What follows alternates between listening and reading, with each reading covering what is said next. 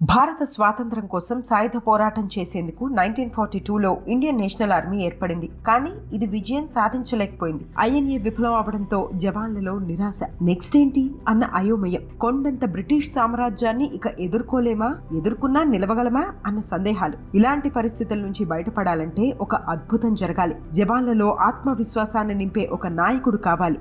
లక్షలాది మంది జవాన్లు, కోట్లాది మంది భారతీయులు పిడికిలి బిగిస్తే కొండంత బ్రిటిష్ సామ్రాజ్యాన్ని మట్టి కల్పించవచ్చన్న నమ్మకాన్ని కల్పించగలిగే ఒక పోరాట యోధుడు కావాలి. మీ వెంట నేనున్నానని చెయ్యి కలిపి ముందుండి నడిపించే ఒక లీడర్ కావాలి. 1943లో ఇదే జరిగింది. అండ్ ఆ అద్భుతం పేరు నేతాజీ సుభాష్ చంద్రబోస్. 1943 జూలై 4న ఐఎన్ఏని సుభాష్ చంద్రబోస్ అఫీషియల్ గా హ్యాండ్ ఓవర్ చేసుకుని దాన్ని ఆజాద్ హింద్ ఫౌజ్ గా మార్చారు. ప్రొవిజనల్ గవర్నమెంట్ ఆఫ్ ఇండియాని ఏర్పాటు చేసి ఆజాద్ హింద్ ఫౌజ్ తో బ్రిటిషర్లపై యుద్ధం చేశారు. బోస్ జీవితంలోని ఈ ఎపిసోడ్ పై చేసిన డీటెయిల్డ్ వీడియో లింక్ కిందిస్తాను, చూసేయండి.